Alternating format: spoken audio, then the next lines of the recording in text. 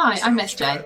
And I'm Pegsy. Welcome to our Heels in the Hierarchy podcast, where we discuss the experiences and challenges faced by working women today. Join us as we explore a range of topics from navigating career advancement to balancing work and personal life without stepping on toes. Each episode features relevant topics, inspiring stories, and practical advice to empower women on their professional journey. Maybe you're a single parent to teenagers and have a high-maintenance dog, and care for elderly relatives, or you're simply spinning plates outside work too.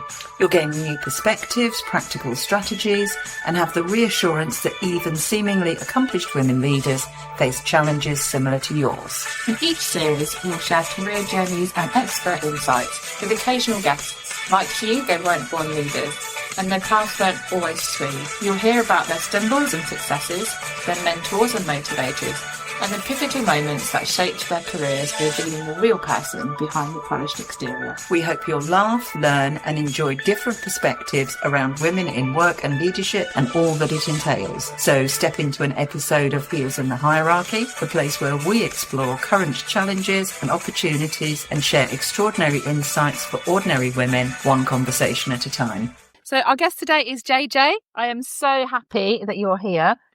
JJ and I've known each other for a long time, and I've been asking her to come and talk about her and her life and just share her experiences. So I'm so glad you're here. Yeah, it means a lot. It means a lot to me. So I can't wait for you to be sharing your experiences and your stories, and yeah, just getting the conversation really, and just helping people to see your perspective. So thank you for coming. Welcome. Thank you very much, SJ and Pegsy, for inviting me. I am really nervous and quite excited as well as how this is going to be. I've never done this before. So let's see. And I do know that I'm an ordinary woman. So that's one thing which I do know. So let's see where this takes. I'm sure there'll be some really extraordinary stories as well, though. Well, you tell me. Okay. So for our listeners, I think it'd be important to kind of have some kind of context of maybe what you're doing and what kind of brought you there and what you're doing now, and then we'll go from there. So I am working as a therapist. I'm a psychotherapist. I'm working with an NHS trust, working with patients with cancer and in palliative care. And other than that, I'm a private practitioner as well as a psychotherapist. I'm a couples therapist as well, and I teach as well. So these are my roles other than being a mum. And that's the thing, isn't it? When people introduce themselves, we always go into that what's our job role? Yes. And then there are roles. But in reality, as women, as we know, we have so many hats and so many different roles. And yet and I do this all the time. I go in my job role first, and then I do the other things later. Yeah. But actually, it should really be the other way around. It is. Actually, I'm a proud mum, I'm this, I'm that, and then I happen to be. But that goes back to the culture thing, isn't it? That we're kind of taught that we have to be seen as the accolades of our job rather than accolades of our experience as women generally, and what we do as women. That's a very interesting point, SJ, because I used to say, even though I was working part-time before, I always used to say, especially in the courses which I did when I got introduced, I say, I'm a mum.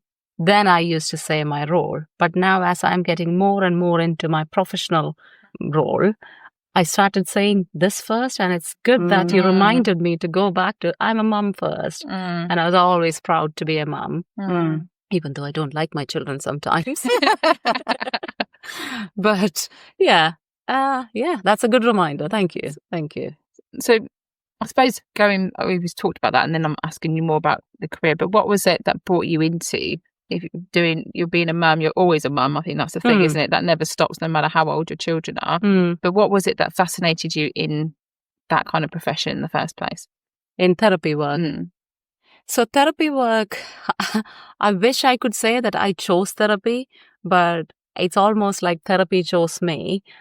And here is when my faith might come in.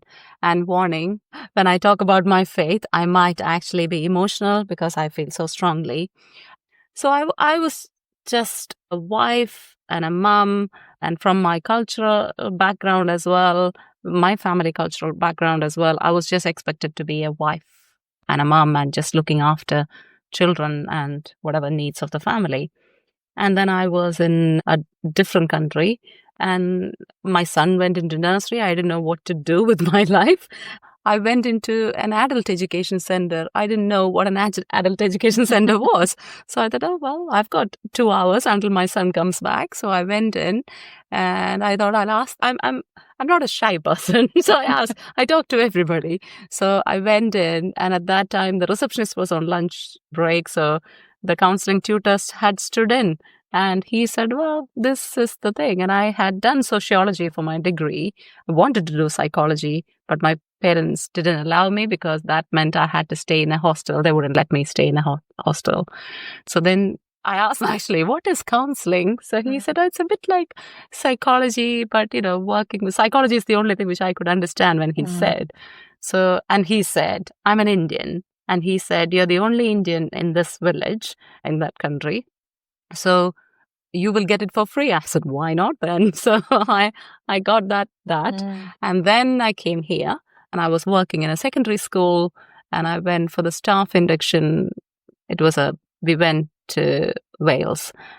So the head teacher came to me and said, you have done your degree and you can be a teacher. I said, no, I can't teach. I'm scared of teaching. Yeah. So she said, oh, okay, what else do you want to do? I said, I don't know. I don't want to do the normal stuff, but I want to do something with special needs or some special something. I don't know what. Then 2 weeks later, she came and told me, oh, there is a certificate course in counseling, but you have to do the introduction yourself. And I said, interestingly, I've done the introduction already in Wales, so happy to do the certificate. So she, gave the funding for me to do the certificate. Then when it came to the diploma, I had to do the placement and 2 kids. I was mostly, because my husband was working in a different country at that time. So it was a lot. So then I thought, I can't be working and then doing an evening. So I said to her, well, I can only do this if you allow me to not come to work one weekday. And also, 1 weekday. So she said, I'm going to pay you for 5 days, and you don't have to come here for 1 day and then just do the course. I'll pay the funding. So then that's how I got in. Once I got this diploma, I think the bug had already.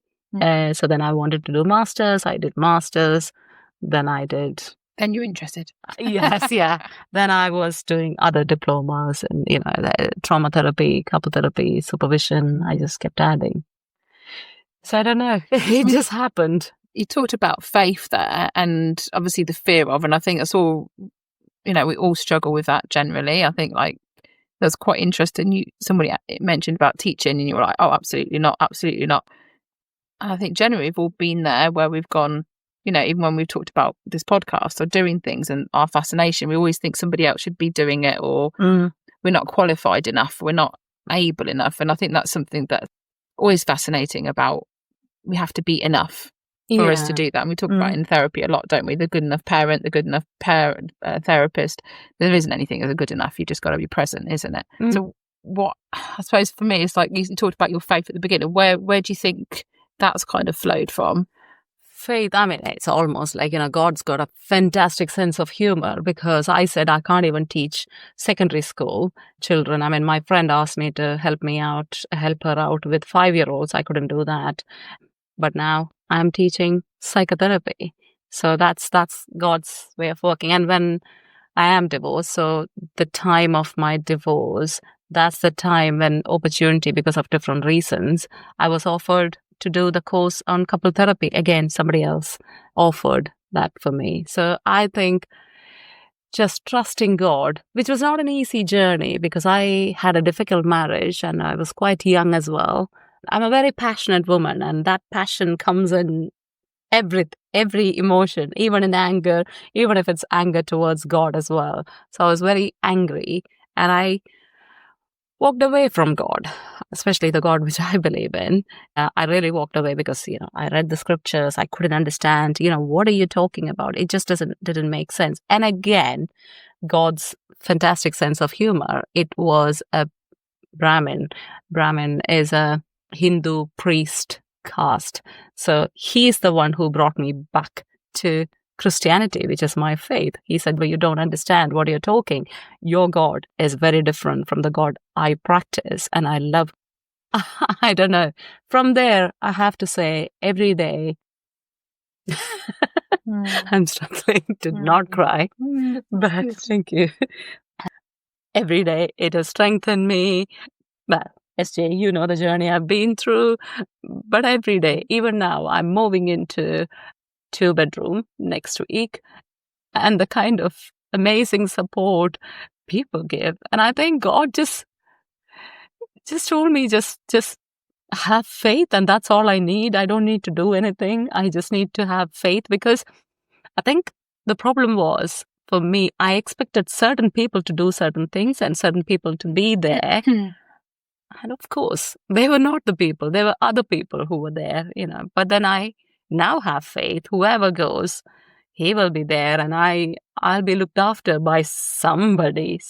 He will, So my faith is growing more and more, to the extent that, I don't profess faith, or, I am very proud of my faith, but I don't talk about it unless people talk to me. So yeah, where I am now, I feel very strong, because all I have to be is just be here and do my best. And I think I might have shared this with you, SJ, at some point in our conversations, that one thing which people say, but it's not your faith, it's not your God, you're working so hard for it. Yes. And I go back to this story in Bible where, Mary asked people to fill up the jars, and then Jesus then just, with that, turned water into wine. What people did was they filled up the jar up to the brim. So for me, the takeaway is that you have to do your level best, and then miracle happens. So even now, people are asking in so many incidences in my life, how did that happen? So, yes, you can do hard work, but still it will be a miracle, because certain things doesn't just happen with hard work. I can say that as an Indian Catholic divorcee. I can say, support has been amazing. And without him, I won't be here. So my faith is still very strong.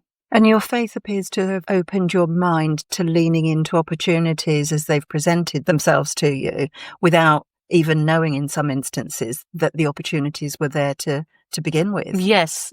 And also, actually, that word is really good, that being open, because I was very much black and white person. A mom should be this, a wife should be this, a woman should be this, And then as I started my therapy training, yes, you can be different. It's okay. I won't judge you, but I can't be that. I don't know if I'm fully out of that yet, but... Yeah, and where did that come from? Your perspective of what a woman should be and shouldn't be? And... Well, SJ, as a therapist, it's my good girl syndrome. So I was always a good girl. I'm a good girl. So you all can do, and I won't judge you, but I'm a good girl. I won't do it. So I think it was, a lot of childhood, cultural,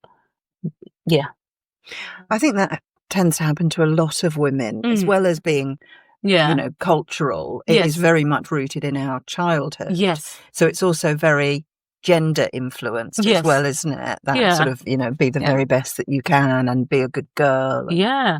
And everything about everyone else can do what they want, but actually the biggest judgment comes from ourselves, or our perspectives, or our expectations is the word I'm looking for. We're always the worst critic. We need to be here regardless. I think there's some quite interesting things you've picked on, but I think it shows your strength by being able to share your story and be vulnerable and talk about it, which sometimes is something we find difficult to share. But actually with that strength is what's, what keeps you going, and your faith is what keeps you going. But I think something that you said was really interesting is the amount of people that have come alongside you, which God provided, about people providing you with a course or talking to you or coming at the right points. And often we talk about, needing other women to come alongside us and encourage us and things like that. And it sounds like you've had a lot of people come in at the right times, which is why you're doing what you're doing now. Yes. But it's so interesting because sometimes we have the opposite of that. our experiences can be that we don't get the support or we have to fight for it. But actually, it's lovely to hear how much influence and encouragement you've had in these past years. Yes. And I have to say, yes, I have had support, and I didn't have support from where I wanted. Like I was in an abusive marriage for a long time. I kept telling my mom, I want to come out of this. I will find a job. I will look after this children's education. But she didn't. Even when everything was going on, I didn't get that support. And I really wanted that support. And, I have a sibling, and I didn't get the support from there as well. And I felt some people whom I really thought will support me was not there. So if my faith was not there, if the Holy Spirit was not there, I couldn't have seen, okay, it is not this support. God has provided the other support. Because if I was fixated on this, I wouldn't have been able to see this as a support. Because people even now ask me, how do you see this as support? This has been a horrible time in your life. So how can you still be so optimistic? That is because I think I was, again, it's not because of me. I think it's, again, the heavenly influence that I am able to see the support on the other side when this door is closed. And I think that's very important, because sometimes you see this door closed and then that's all you see, but there is this door open there. So don't know if I'm making sense, but this is how I talk.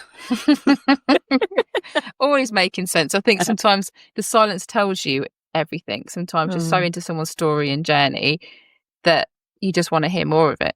Do you know what I mean? It's interesting. And when we come from different perspectives, it just makes you think, wow, okay, yeah, just bring about your strength, but also how different seasons of your life shape you to be what you're doing now or how you're doing now. And that, for me, I'm just like a little bit in awe, going, people are always going to have an opinion or perspective, but you've always kind of come back to, but this is where I'm coming from, this is where my perspective is, and things like that. And it's lovely to see that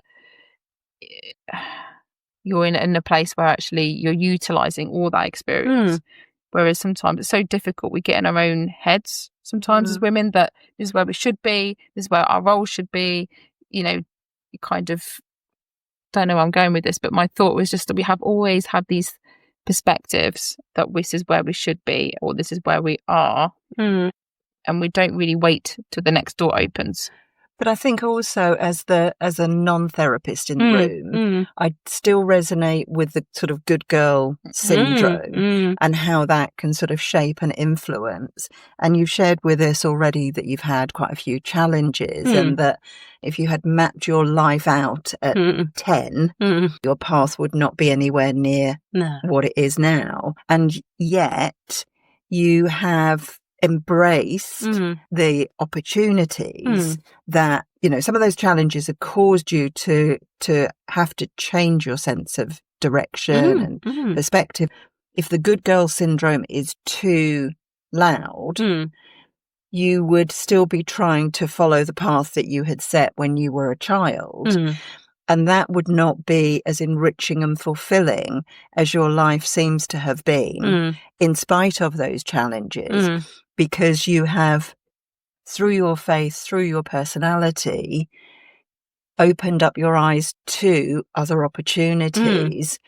And I think that's a really sort of powerful thing. It's very easy, I think, as women to just always go back to this is what the expectation of me is.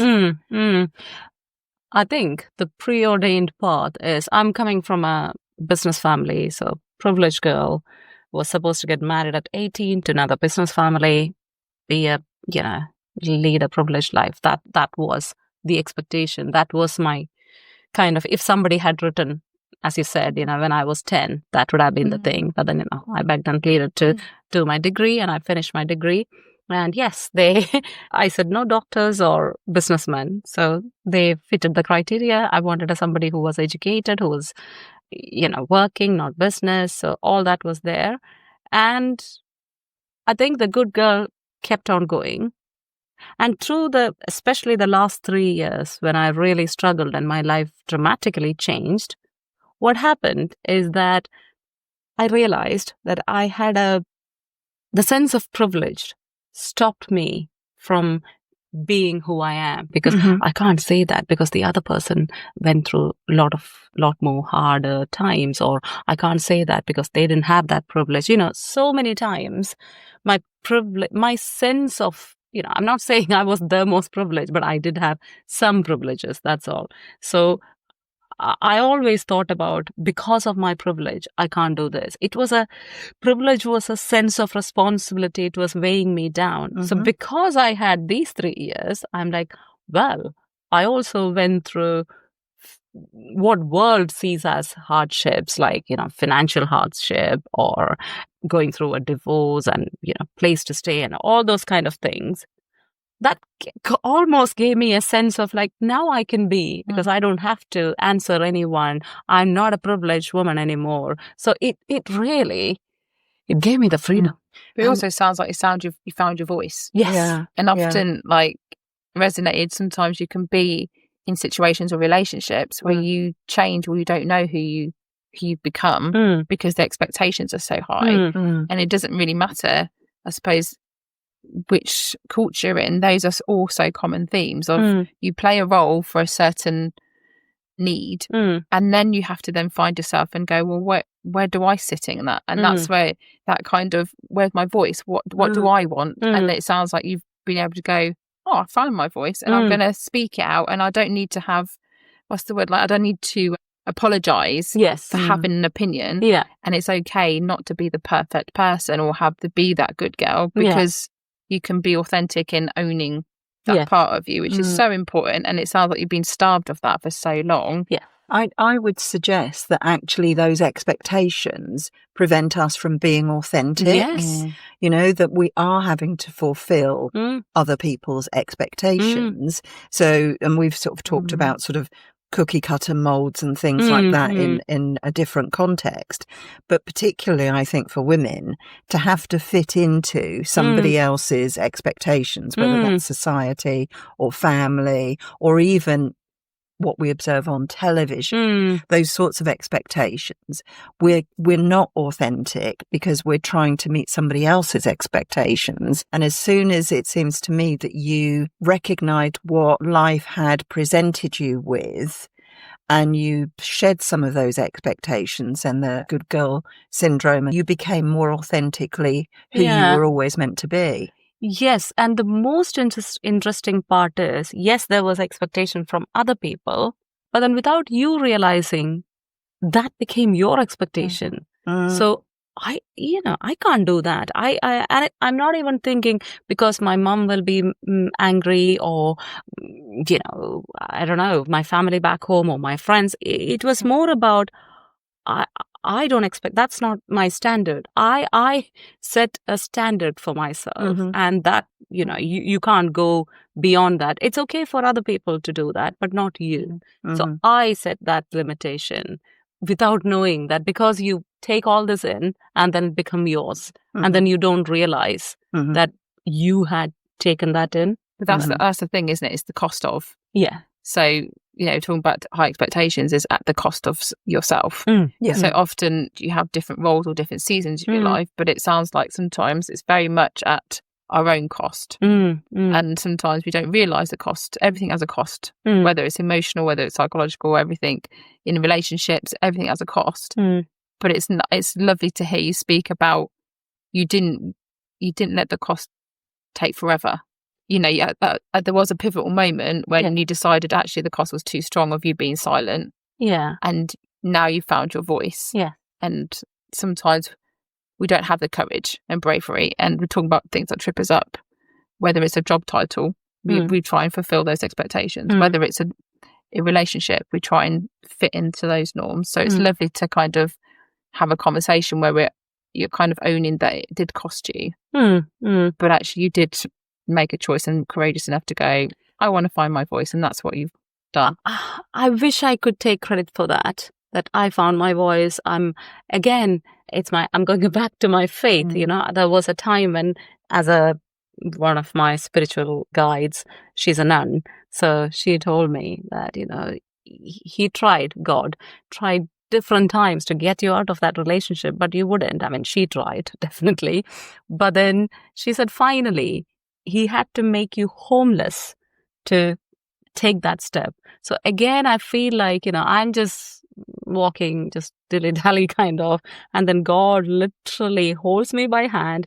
Come on, child, walk this way. That's how I feel, because I don't think, because I stayed in the marriage for almost 25 years, and I wouldn't advise any man or woman to stay in a marriage, and an abusive marriage, for that long. But then, that, how did that happen? So that's why I feel like, it's because I used to have regrets that, oh, I should have done it earlier, this, that, and all. But then I think for many reasons, it all makes sense now. But am I making sense to you guys? Well, one of the things I was going to ask is that you spoke at the beginning about how you found your sort of career path almost by serendipity, by faith, which I don't mean to sound, that sounds terribly condescending, but you found a career path that was what you wanted, and it was engaging and fulfilling. And we've sort of talked about different personas, how we present ourselves differently. My reading of our conversation so far is that while all of these really traumatic events were going on, you were studying, you were counselling other people, you were parenting your children, you were in a marriage. How did you cope? How did you take on those various different roles and meet the demands of those roles when there was so much going on in your life in addition to those things? I think mostly you both can relate to this, or many mothers can relate. When you look back, you think, how did I do that? It's one of those things. How did I do that? But I think the answer to me is, this is the arrogant side of me coming up. So I think from a very young age, since I started having faith, I think, so maybe my teenage years, I had this feeling, I'm closing my eyes because I'm slightly ashamed. I had this feeling, I'm not just here just to live and be like everybody else. I am here on a special purpose because I'm his special child. So then, my mom's faith, she's very faithful, but her faith is very different from mine. I mean, she's much more older. She's coming from a different background. So for her, it's very black and white. And I always question I question scriptures, and that's kind of my faith. So for me, like the analogy I used to use my mom is that, you just don't pray. You have to act on it. If there is a flood, he will send you a log, send you a boat, send you people. But if you're just standing there and waiting for God to appear and take you, that won't happen. You have to do your thing. And then for me, especially after coming to this country, which is almost 22 years ago, I thought, my goodness, I got the freedom to be who I am. I'm not people and society is not looking what I'm doing. And actually, I'm allowed to do work. So that I was really excited. So whatever work, I taught Bollywood dance, I taught Indian cooking, Kumon, maths, I don't know, whatever came my way, I did because I was excited. Because remember, I'm not here just to live and die. I am. So, but then for a long time, I thought, oh, I have kids. So my role is to look after the kids. And I thought, it can't be, because yes, it is wonderful. And I had a brother who had cerebral palsy, so I understand how great it is to have no, fully physically working children, as in, I hope you understand. I hope I didn't. Yeah. So for me, it must be something more than that. So every opportunity which came my way, which I was comfortable, but wouldn't compromise too much about my family life, because family was everything, maybe a bit too much. When I say family, kids are still very important to me, as you just saw, just even though my children are very, very old, not me, them, even then, I just text them and say, I'm not available for some time. So they are still a big part of me. But I think I gave so much importance to family, not for my career. But I made sure that I'm using, because for me, these are the opportunities God is throwing at me. So if I don't use it, then I can't say that, well, you didn't look after me. What else can He do? He can show me opportunities and I have to use it. So I think that's what I did. And until I'm completely tired out, I have lots of energy as well. And I get energy off people when I interact with people. So I think I just did it like most of us did. It's a mindset thing, isn't it? Sometimes you've got to shift your mindset. So whether it is faith that drives you and you have that meaning and purpose, or sometimes, it's a mindset of going, actually, it's not about the situation. It's about why I'm here, what I'm doing. And that's what faith explores, isn't it? And your mindset is very much around, you're driven to be able to live life to the full. And that's what gives you energy. Yeah. But outside of work, outside of these things, what's the things that you felt like you've learned the most about yourself? And because, that's always something that, I'd love to hear, is like the things that you love. But also I think for encouragement, isn't it? We're very good at going, this is what happened and this is where I am now. But actually, it's very painful to be going through stuff. And often people don't realise, and that's what goes back to the cost of, it's still a cost to be able to feel the pain, feel the hurt that people don't see. And that's what we try and bring life to, that actually women, we carry a lot of emotional cost, a lot of other, regardless of, we know the outcome is going to be okay because we have faith. Being in the moment of pain is something that I find that is what brings us power, because it brings you strength, because you go through it, but it doesn't mean it doesn't hurt. And then in reflection, you go, oh, I'm all great now. But actually, it's still things that you start learning about yourself. So, when you put it like that, I can't say that I had that faith all the time, because 3 years ago, when I moved out of the family home, there were times when I was not sure if I'm going to be here, if I want to be here. There were some dark times. And I couldn't, recently when a client presented the similar, kind of body language, I was reminded that, just simple, when you make a call, then you get 3 options. That was overwhelming for me, because I couldn't, because I was so down and, I wouldn't say depressed, but then, depressed in a common language. I was really low. I don't know if I went to church at that point. That was a very, very low periods, and I couldn't be bothered to get up and get showered. I just, they were really, really, I just, I would end up telling everybody and everybody. I didn't know that was I'm a psychotherapist, but still I didn't realize that was a trauma response. I was telling everybody in detail about what was going on in my life. So it was very, very difficult times. So you were working while all of this was going on. So when you left the family home, when you were homeless, you were still going to work. Yeah. Smiley and counselling other people through their challenges and traumas. Yeah. So how I planned, and it happened as well. I was able to take the day I left family home, that night. Next day I was going to India.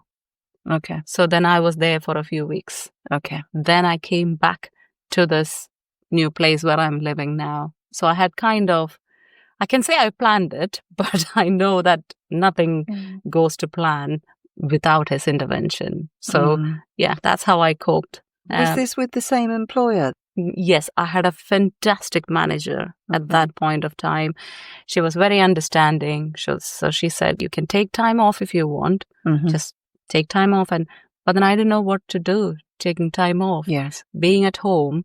that I think being a therapist side coming out, because I knew staying at home, not being it, because I didn't want to talk to anybody. I didn't want to meet my friends. And when I meet them, I just end up crying. I didn't want to do that. So I knew if I stayed at home, my mental health will be worst. So my supervisors, my manager really helped. And I didn't see many clients at that point of time. And it was very flexible. I did see, but again, that break in India, and then, I did take days off as well. But yes, I managed. And for people who don't have a clinical background, what's the difference between a manager and a supervisor? Oh, okay. Because I kind of sense that the manager and the supervisor were giving you the same thing and different things at the same time. Yes. So the manager is the who line manages me at work, and the supervisor is a therapist external to the employer who gives me support, but also they will be the people who will be answerable if I do something unethical. It'll be checked with them if I had mentioned to them, or they are the ones who are supposed to keep me in check with my professional accreditation. It's their responsibility. Okay. So that's a clinical responsibility of a supervisor, and then of a manager, it's more of an employer's line managing. So it's two different things. That's really But helpful. They both were giving me the support. It was that 3 years ago, my manager, I couldn't have asked for a better manager, the best manager I've ever had in my life. So that was like a pivotal moment where, those two worlds collide then, isn't it? Yeah. Where we talk about women leadership, we talk about women in the workplace, but your workplace and your personal life entwine or implode depending if you have a good person to support your work, isn't it? So, just hearing you speak about experience and just being honest that sometimes it can be overwhelming to have emotions. So it's easier to deal with other people's emotions because you can switch that off as a therapist. You're kind of trained that way. It's not like you're overwhelmed by that, because actually it's a psychological distraction, because you're in your mind, you're helping somebody, you're processing somebody else's thought rather than having to be in your own emotions and support. But it does mean you've got to be very, very careful about which people you can take on. So it's not always triggering your emotions and then it becomes a mess, which is where the clinical supervision is so important. It'll help with that. Yeah. But also it does remind you that, regardless of where you are in life, I often hear when I'm doing training, I'll just switch that off and then, I'll go work. But that's impossible because we're complex human beings. So even if we don't know it, we're bringing our whole selves to work. We just let people to see different bits of what we want them to see. Yeah. But it's how important it is to ensure the people in management or leadership. And I think sometimes I've had varied managers who, some of them I won't tell them a word because they gossip. They don't share. They don't know what confidentiality means. They will spill everything, and I hear something else, and I'm like, well, that was something that but you can't take it anywhere. But it's definitely made me more mindful of how important it is to build trust. Yeah. So then, actually, when you are managing, when you are supporting, you have the right people that you feel you can trust. And it sounds like you had a great manager and also supervisor who could hold that, so you could perform, and then it gave you the headspace to be able to kind of do your next steps. Yes. Whereas so many potential women are in different situations, isn't it? And that's a difficult. And also it was, for the first time, I had a manager who would think for me, because usually I'll have to think, I'll have to ask for things. But then she thought for me, and she's the one who said, oh, if you have an opportunity, because in conversation came up that, this is one course which I would like to do at some point, but not now, as a funny thing, like couple therapy. She said, why don't you? And then the manager for a charity as well, she also said, oh yeah, you'll be wonderful at that. And they both actually decided for me that I can do this course, and then I can. So then I got the funding to do the course, even though I was not sure if that's the right time for me. But my supervisors agreed that this is the right time, grab the opportunity. So all four of them gave me confidence to do that. And it just happened. That's wonderful. I think sometimes we, it's easier to kind of just forget who gave you that stepping stone. And especially in work, it helps you to go, wow, you forget about those moments. And when you start putting the dots together, that's kind of built you up and done stuff. And I think, so going back to your learning points, I know I went off on a tangent then, but it was just fascinating to go, sometimes we don't stop to understand that actually the emotional trauma carries with you, which is why you're so good at what you do, but it still has a cost to us as women. We just don't sometimes have the space to go, do you know what, that was still painful. I still felt this, but I had to go and get support and help, and people did that to hold you to be able to do what you do now. If I didn't have the support I had, I couldn't have done that, because there were evenings when I got home and my son was living and I didn't want to cry in front of him, but it might be something which triggered me, or just I had to pay a bill, or it could be anything. And it was horrible. And then I would call up. Sometimes I would call up. If the friends are lucky, I would call up and say, I'm coming to you. And then I will go there and I will just burst out crying, and they will feed me and then make me calm. And then they send me back home. So I had places to go like that. And you were a big part of me as well. So not part was, you are currently as well. So you helped me literally move out as well. So there were so many people, and it was not a planned thing. Like, oh yes, I'm moving. Are you there? Yes, I am. Are you okay to? So it just, people were there to help me, and and they. I just want to say a funny story here, because I think Easter and Christmas was a big deal in my family. So all the cousins got together, and so those kind of thing. And it was always, I was mostly the host, so I loved having those big parties. And suddenly that month was, or next month was Easter, the day I left the family home. I was so upset about everything. And Good Friday, went for the Stations of the Cross. I didn't want to come home to my son, because I couldn't believe that I couldn't do any of the traditions there where I wanted to. And then I went back and I just told my friend, I'm coming, I can't go home. She said, okay, come over. So she opened the door and I just hugged her and I just started crying. And then her husband was just coming downstairs, hearing the cry, because people are used to seeing me smiling and laughing and making people laugh. But this is a side which not many people see. And I cry. When I cry, I cry. So he came down, and even though he was upset that I was crying, he said, that's the first time I'm seeing somebody crying for Jesus being dead. And I said, come on, let me cry, let me have my motion. Yes, Somebody comes in and takes your moment away. So that was, even now we joke about, I'm like, I'm pouring my heart out, crying over, I lost my family, I lost everything. And then you make a joke out of it. But I think that's what is beautiful about friendship. They know that I will understand, and I needed that, and I didn't know how to, because I was sobbing, I was trying to catch my breath, I just couldn't stop it. And then with his one sentence, I couldn't cry anymore, because it was so funny. And in all seriousness, I've never seen anyone cry like that for Jesus being dead. I'm like, thanks. So in reflection then, what would be any words of wisdom or advice that you would, if people are hearing this and going, I'm so relating to this from your experience, like what would be your nuggets of wisdom, or just nuggets that you would go, this is actually what I would really say is really helpful, or this is what I would definitely not do? Or you can see I'm really ready for this. I'm so glad that you asked the question, because as you know, in therapy, you don't get to tell people what to do. And now you can. I can. So I'm doing that.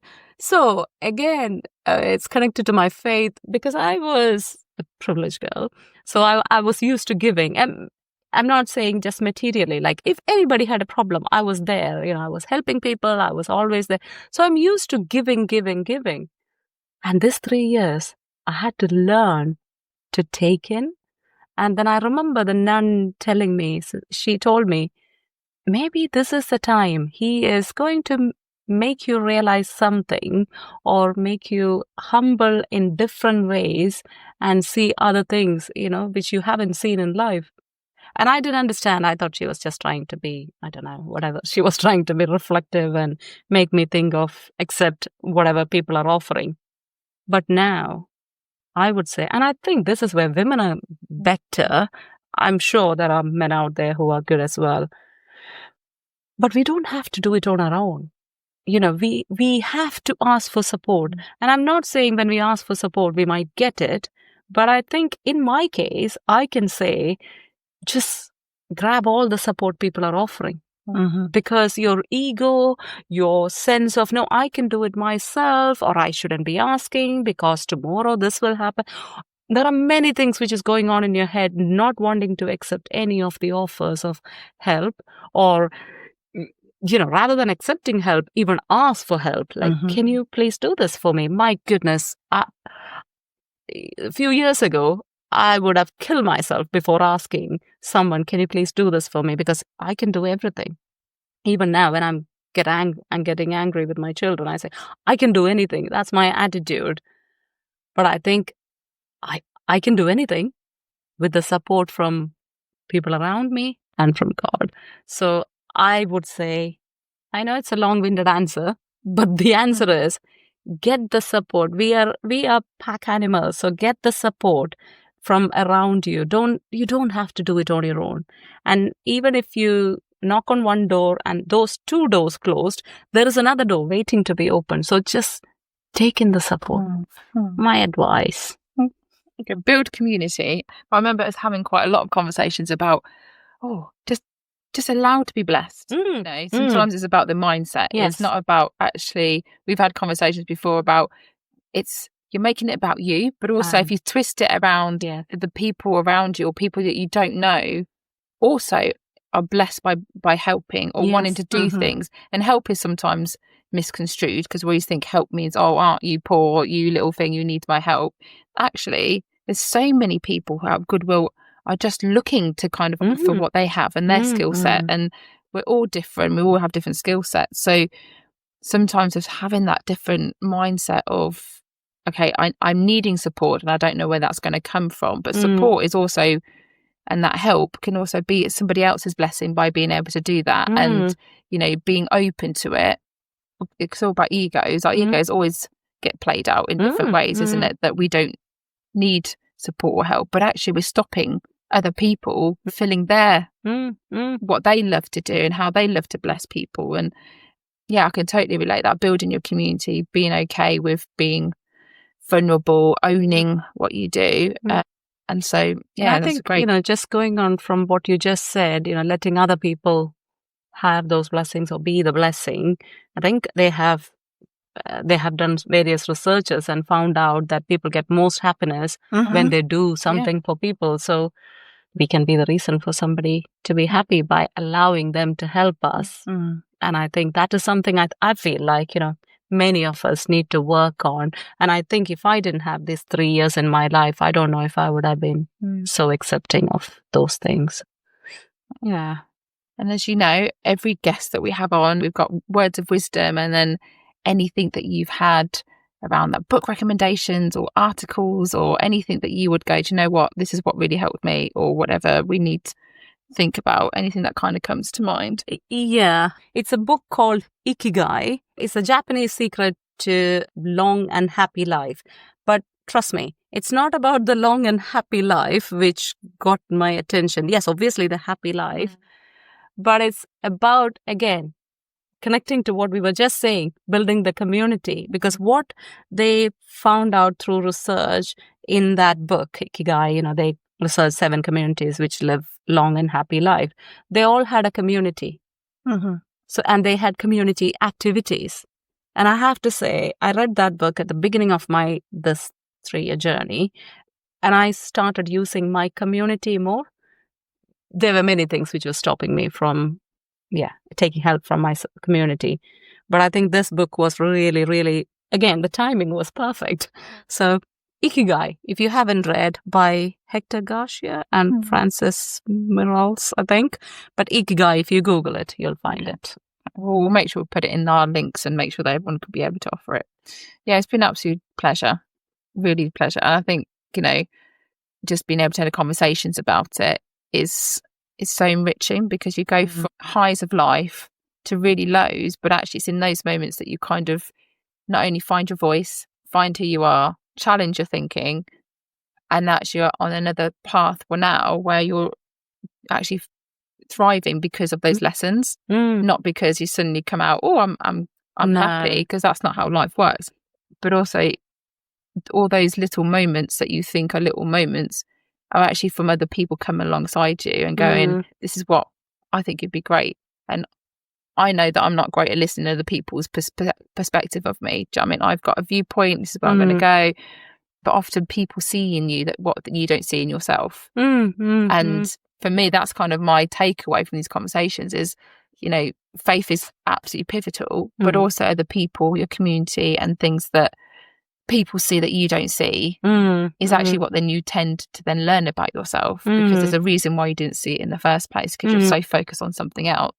When in our workplace, it's other people, our coaches or our mentors, or it sounds like your mentor for your story has been that nun. Yes, she is my spiritual guide. Yeah. She's been, whatever happens, there is no, and she's a Catholic nun, so there is nothing in this world which if I did, I couldn't tell her. I mean, I'll be more judgmental of me, but she's not. But then she's, through very practical ways, she's opened my eyes towards faith, practical life, world, everything. So, and I think we all need, and we will get at least one of those people in our lives. And but then we have to open our eyes and see. We have to be ready to be receiving, rather than, no, I can do it. If you open your eyes and look around, our friendship started like that. I think maybe this is a great time to end with our story of how we met, because this is one of those pivotal moments that no one would have thought that we would then develop our relationship. No. And people mentioned our names. Is that right? Yeah. Our perception's different, and being me just went straight up to you and go, hi, I'm SJ and blah, blah, blah. And I'd love to get to know you.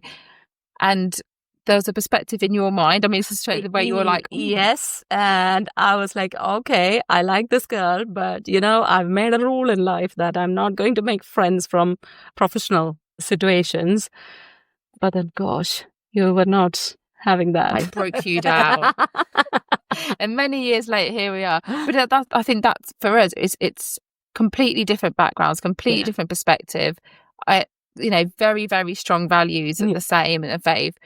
But, how enriching. And I think that's the thing, isn't it? Is out from the outside, no one would think, oh my word, like you guys would be friends that we are. And yet we're so entwined in different ways in encouragement. You've been a huge encouragement, which is why I've been trying to get you on to be able to talk about your experiences, because I think you would absolutely enrich my life. Now I'm getting emotional.